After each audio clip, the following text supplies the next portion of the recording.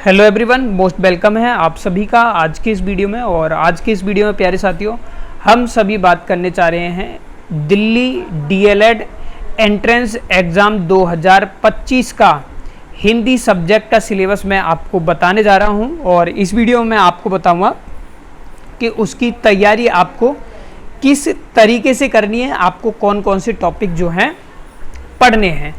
तो चलिए शुरुआत करते हैं। सबसे पहले हम बात करेंगे कि यदि आपने मन बना लिया है आपको दिल्ली से डीएलएड करना है, तो आप स्क्रीन पर देख पा रहे हैं ये है इस साल का रिजल्ट। स्क्रीन पर बहुत सारे ऐसे बच्चे हैं, चाहे वो गवर्नमेंट की बात करें या प्राइवेट की, जो एडमिशन ले चुके हैं। तो यदि आप भी लेना चाहते हैं तो और गाइडेंस चाहते हैं तो चैनल को सब्सक्राइब कर लीजिएगा, ताकि आपको सारी गाइडेंस इस यूट्यूब चैनल पर मिलती रहे।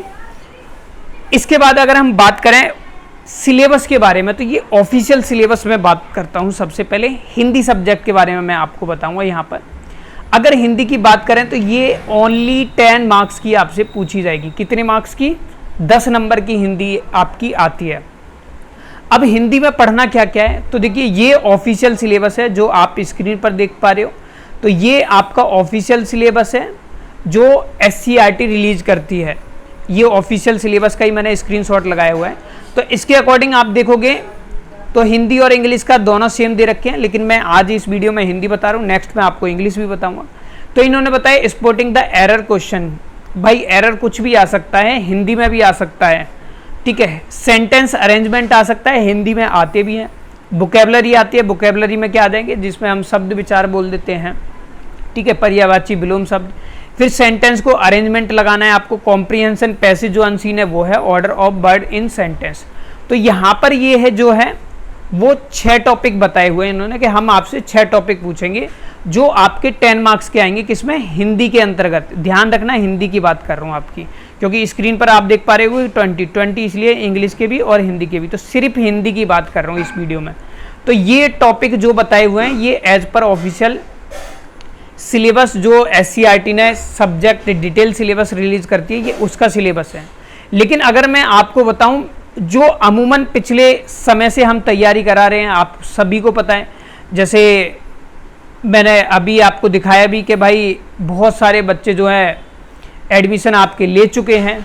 तो अमूमन जिसमें क्वेश्चन आपसे पूछे जाते हैं उसके आधार पर जो है वो सिलेबस हमने बनाया है। तो हमारे अकॉर्डिंग जो है, जो अमूमन यानी जिनके बेस पर क्वेश्चन आते हैं परीक्षाओं में, तो उसमें आपको क्या क्या पढ़ना है तो आप स्क्रीन पर देख पा रहे होंगे। ये आपका सिलेबस है, किसके अकॉर्डिंग? मेरे अकॉर्डिंग, या कह सकते हो हमारे अनुसार। और इसके बिना हिंदी आपको आएगी भी नहीं। तो सबसे पहले अगर हम बात करें तो आपको टॉपिक पढ़ना है संज्ञा, ठीक है।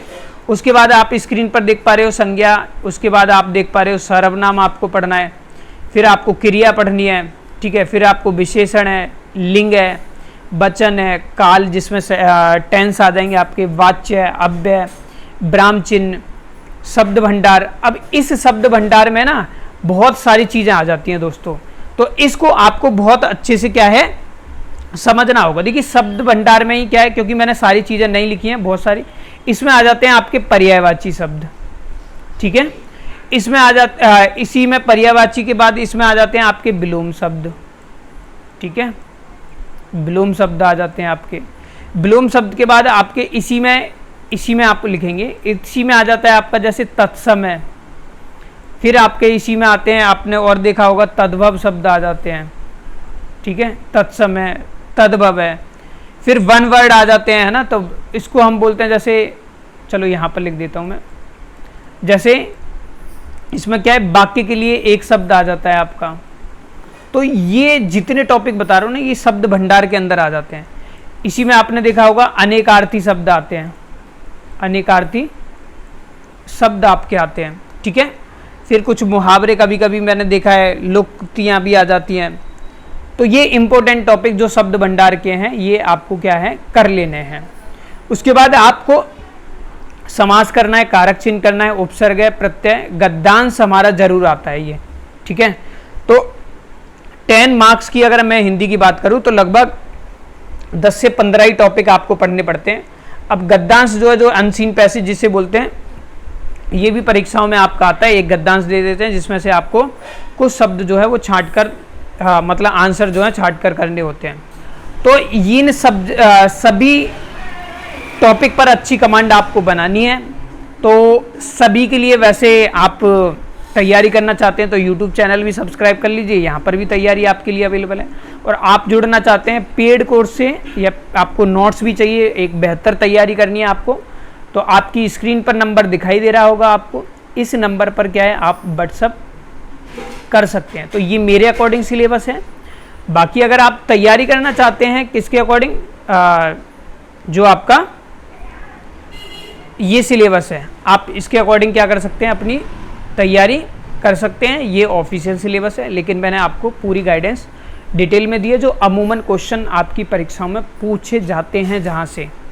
तो जो मैंने सिलेबस आपको बताया डिटेल में, उन टॉपिक को कर लीजिए।